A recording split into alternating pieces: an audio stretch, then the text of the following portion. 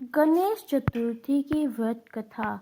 श्री गणेश चतुर्थी व्रत की पुरानी कथा के अनुसार एक बार भगवान शिव तथा माता पार्वती नर्मदा नदी के किनारे बैठे थे। वहाँ माता पार्वती ने भगवान शिव से समय व्यतीत करने के लिए चौपड़ खेलने को कहा।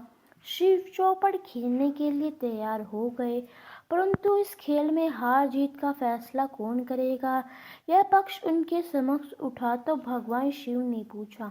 तिनके एकत्रित कर उसका एक पुतला बनाकर उसकी प्राण प्रतिष्ठा कर दी और पुतले से कहा, बेटा, हम चौपड़ खेलना चाहते हैं, परंतु हमारी हार जीत का फैसला करने वाला कोई नहीं है, इसलिए तुम बताना कि हम दोनों में से कौन हारा और कौन जीता। उसके बाद भगवान शिव और माता पार्वती का चौपड़ खेल शुरू हो गया।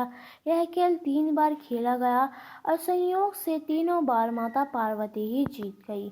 खेल समाप्त होने के बाद बालक से हार जीत का फैसला करने के लिए कहा गया, तो उस बालक ने महादेव को विजय बताया। यह सुनकर माता पार्वती क्रोधित हो गई और क्रोध में उन्होंने बालक को लंगड़ा होने की कीचड़ में पड़े रहने का श्राप दे दिया। बालक ने माता पार्वती से माफी मांगी और कहा कि यह मुझसे अज्ञानतावश ऐसा हुआ, मैंने किसी द्वेष भाव में ऐसा नहीं किया।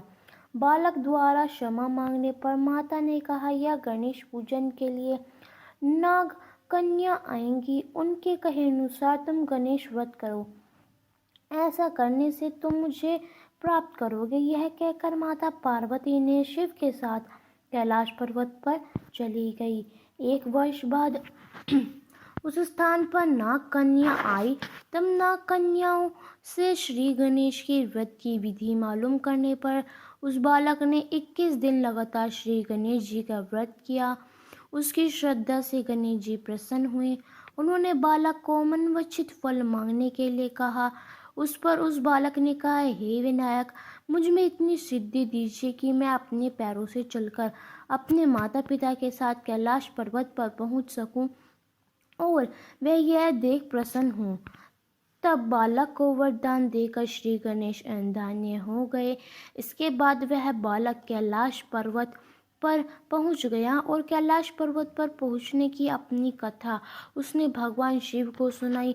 चौपड़ वाले दिन से माता पार्वती शिवजी से विमुख हो गई थी, अतः देवी के रुष्ट होने पर भगवान शिव ने भी बालक के बताए अनुसार 21 दिनों तक श्री गणेश का व्रत किया और इसके बाद प्रभाव से माता पार्वती के मन से भगवान शिव के लिए जो नाराजगी थी वह समाप्त हो गई। तब यह व्रत विधि भगवान शंकर ने माता पार्वती को बताई। यह सुनकर माता पार्वती के मन में भी अपने पुत्र कार्तिकेय से मिलने की इच्छा जागृत हुई। तब माता पार्वती ने भी 21 दिन तक श्री गणेश का व्रत किया तथा दूर्वा फूल और लड्डू से गणेश जी का पूजन अर्चन किया। व्रत के 21वें दिन कार्तिकेय स्वयं माता पार्वती से आ मिले। उस दिन से श्री गणेश चतुर्थी का यह व्रत समाप्त मनोकामनाओं की पूर्ति करने वाला व्रत माना जाता है। इस व्रत को करने से मनुष्य के सारे कष्ट दूर हो जाते हैं, मनुष्य को समस्त सुख सुविधाएं प्राप्त हो जाती है।